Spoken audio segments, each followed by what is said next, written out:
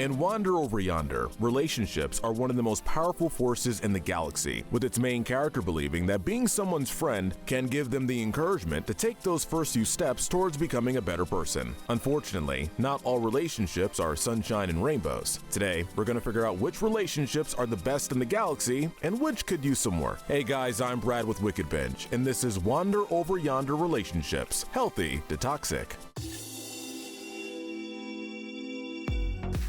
Wander and Sylvia visit a lot of planets, so there's obviously a lot of relationships. Way too many, in fact. So for this video, we're going to focus on the main relationships of the series, and a few minor ones. As always, we're going to be starting with our strongest and healthiest relationships before working our way down. These are the healthy. The gold medal of healthiness goes to Princess Demora and King Dracor. While they're only in a couple of episodes, the brief screen time they have paints a picture of how healthy and loving their relationship is. Any conflict that happens is handled with patience and emotional support. While he can be emotional, Dracor tries to control and improve himself for his wife's sake and apologizes when he overreacts. He also respects his wife and her strengths, which is a lot better than Sir Brad Starlight. Seriously, Bradley? This again? Demora, meanwhile, loves Dracor for who he is and doesn't mind offering him extra support. And it's said, after their wedding, that they both focused on communicating properly and putting in the work to give themselves a happily ever after. The silver medal of healthiness goes to Wander and Wesley. This is another relationship that we sadly got a few scenes of, but those scenes were sweet. Thanks to Wander's empathy and patience, his and Wesley's relationship was able to evolve gradually throughout the episode. Along with trying to encourage Wesley to loosen up, Wander, along with Syl, also saved Wesley's life several times, slowly but surely earning his trust. While there was a slight relapse on Wesley's part when he betrayed them, it didn't take long for Wesley to feel guilty about it and help Wander and Syl escape. Basically, Wander was able to give Wesley the courage to live the life he wanted, and Wesley returned the favor. Given that they give each other gifts during the gift, we can assume that Wander and Wesley were able to remain long-distance friends. The bronze medal of healthiness goes to Wander and Sylvia. While not flawless, their relationship is the strongest in the series. Despite having opposite personalities, they're able to complement each other well, displaying excellent teamwork more often than not. They give each other a lot of support, whether that's emotional or, usually in the case of Syl being protective, physical. They trust each other, and while they may disagree at times, they're always willing to compromise. We should mention, however, that sometimes Wander can be dismissive of Sylvia's needs or concerns, which usually occurs whenever he's hyper-focusing on his own mission of helping someone. We understand that he doesn't mean to put his best friend in danger for the sake of the greater good, but it's still concerning. He tries to listen though, and he cares about Sylvia. Because she knows this, it's easy for Sylvia to stick around and accept her best buddy's flaws, acknowledging that while he may sometimes frustrate her, he still brings a lot of light and happiness into her life, in addition to helping her become a better person. And really, that's the best thing we can say about this relationship, in spite of flaws, and they're better with each other than without. Finishing off the good, we have Lord Hater and Captain Tim. This may be odd, considering how destructive the little spider beast can be, but we feel it just barely counts. While many saw Captain Tim as a monster, Hater immediately saw him as an adorable pet, showering him with love, affection, and praise. For a skeleton like him, Tim's love bites are more ticklish than painful, and he views Tim as someone who can always cheer him up. When Captain Tim goes missing, Hater does everything he can to find him. Tim!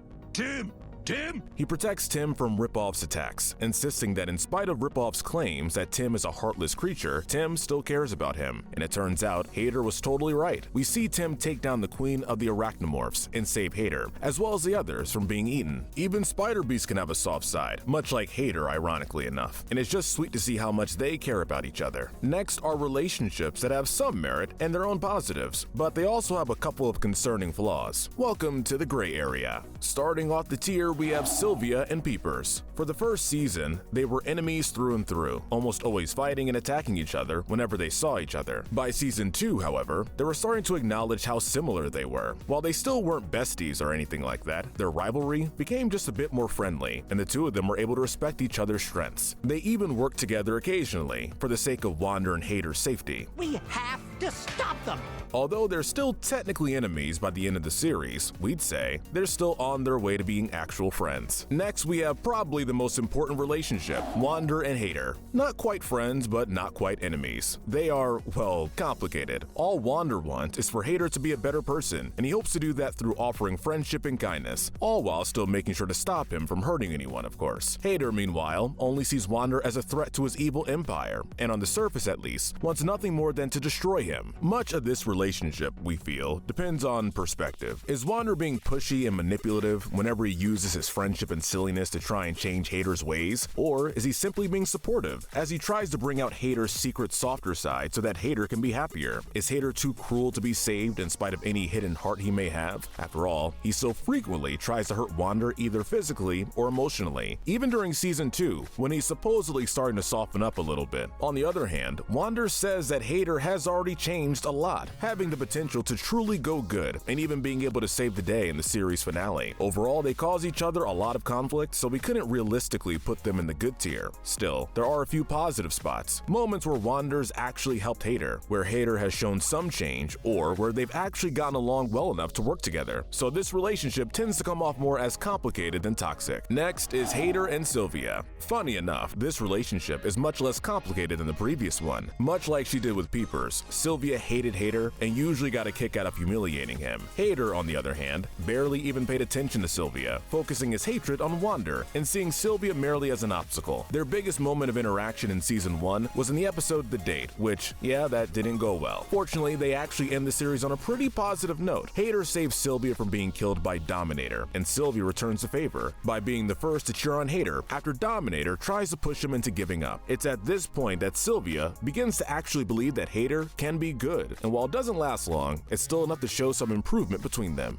Finishing off the tier, we have Ryder and Sylvia. They're kind of like Han Solo and Chewie from Star Wars. Ryder and Sylvia were partners who had fun pulling heist and stealing riches for themselves. When they reunite in The Ryder, we see how well they work together, often calling each other playfully insulting nicknames and executing combat moves and maneuvers by numbers rather than through speech. Though affectionate, their friendship is relatively shallow. As soon as things go wrong, Ryder betrays Sylvia to try and save himself, caring only about number one. What's worse is that even after Sylvia and Wander rescue him from certain death, he doesn't even apologize and makes it clear that he's only thinking about their next big score, hence why Syl decides to dump him once and for all. Prior to that, Sylvia also notes, contrary to the positive impact that her friendship with Wander has had in her life, being friends with a bad influence like Ryder, in turn, makes her a worse person. Why aren't we moving? It just shows that just because two people get along well, doesn't mean they necessarily have a healthy relationship. Alright, time to move to the more troubling relationships in the galaxy. These relationships are the toxic. Starting off the tier is Peepers and the other watchdogs. There is no respect in this relationship, even from a professional sense. With the watchdogs, we get the sense that they only do what their commander asks of them because they know that if they don't, they'll get punished. Outside of that, they seem to only see Peepers as a nag and an annoying, way too high-strung boss. Peepers, meanwhile, sees his subordinates as lower than him. While we may understand his frustration, we can't excuse how he screams at them, physically attacks them, and even shoots lasers at them when he's really angry. It takes the phrase hostile work environment to the next level. Now we have Sylvia and Lord Dominator. Much like Sylvia and Ryder, it's a case where their similar rough and tumble personalities and willingness to brawl allow them to get along extremely well. When Dominator disguises herself for a night out, they end up having a lot of fun, with Dominator even being touched when Sylvia calls her a friend. Unfortunately, things take a turn when Dominator realizes that friendship and subservience don't mean the same thing. She gets angry at Sylvia for disobeying her, all while Sylvia gets offended when Dom tries to order her into doing something evil, seeing her as crazy and cruel. In the end, Dom decides to abandon any friendship with Syl, to the point where she can't even remember Sylvia's name when they meet again in the flower, and actively tries to kill her to emotionally destroy Wander in the series finale. So much for the power of friendship. Entering our bottom 5, we have Hater and Peepers. Now we can't deny that they care about each other deep down, like really deep down. But when it comes to the rest of their relationship, they seem to be using each other for their own means. Hater needs Peepers for his intelligence and organizational skills, while Peepers needs Hater for his strength and power. Kinda looks like a codependent relationship, with how often Peepers gets frustrated with Hater's emotional issues, even snapping at him, and caring more about getting Hater back in the game than actually being sympathetic. You have to wonder if Peepers would even bother sticking around and dealing with Hater if he had the means to be a conqueror on his own. Hater, meanwhile, varies between being a mean boss and a bully, not being very sympathetic, and even being physically abusive at times. But while there are a lot of negatives to their relationship, they care about each other on some level. As we said before, there are occasionally times where Peepers actually cares more about Hater than their goals, seeing the skeleton as pretty much his only friend, and there are times where Hater is able to show how much he cares about Peepers, like when he stops Awesome from beating up Peepers. They also hang out on occasion, again showing how well they can get along, just as long as their goals align. Next, we have Brad, Starlight, and Hater. Given how they look like He-Man and Skeletor, maybe the hatred between them is obvious. This is another one-episode relationship, though they apparently have a history. In that episode, they fight over the mystic Sword of Synergy before deciding to work together to finally destroy Wander. Unfortunately, both are self-centered and have a low opinion of each other, so it makes it hard to actually work together. Eventually, they manage it and nearly win, but it only takes one disagreement for it to fall apart, leading to them foolishly arguing and fighting once again. Perhaps they were too similar, given that it's the awful traits that they share that lead to the most friction. Earning our bronze medal of toxicity is Hater and Awesome. Very similar to Brad and Hater, but we feel it's an even worse example of bitter enemies and rivals, just based on how often they competed with each other. They aren't afraid to get physical, nor are they opposed to tossing insults at each other, making their hatred very clear. But hey, maybe it's for the best that they hate each other, and the cool guy, Awesome and Hater, try to hang out for a night of fun, and Awesome ends up manipulating Hater the entire episode into doing what he wanted, all while showing just how shallow he and any friendship he offers is. There's also a lot of pettiness, which results in further trouble, usually for Hater. Like two high school rivals, they should stay far, far away from each other. The silver medal of toxicity goes to Wander and Dominator. In a way, this is a more toxic example of the relationship between Wander and Hater. Both relationships are similar, in that it's Wander trying to show someone loving kindness in order to encourage them to be better. Unfortunately, while Wander can be harsh with his rejections, Dominator ends up taking that sort of cruelty to another level, choosing to torment him along with threatening him the more times that she runs into him. Even when Wander offers her a hand after she loses everything, Dominator can't accept it and insults his efforts before walking off. But while Dominator is the most toxic in this relationship, we can't approve of Wander's big plan to help her become good, that being his plan to get Hater and Dom to fall in love. With this plan, not only was it incredibly naive and not handled well at all, but you could argue that Wander was only thinking about the benefits it would give Hater and the rest of the galaxy, not even asking Dominator if she was even interested in romance. That wasn't cool. And finally, our gold medal of toxicity goes to Dominator and Hater.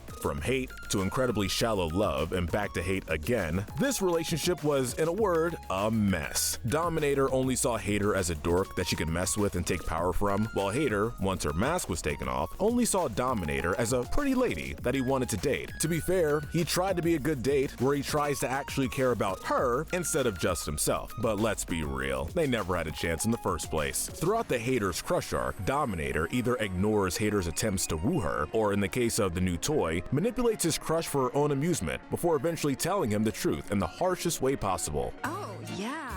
The fists, the pizzas. After Hater goes back to seeing her as an enemy and even tries to stop her from destroying the last planet in the galaxy, Dom once again tries to manipulate Hater into giving up using incredibly cruel insults. Frankly, there are no positives, and even if there was somehow a tiny chance of love or friendship, we just feel they'd end up bringing out the worst in each other. And what's more toxic than that? Alright, that's enough toxicity. Let us know in the comments section if you agree with our ranking, and tell us what we should cover next. Remember to hit that notification bell and binge more of our videos, but most importantly, stay wicked.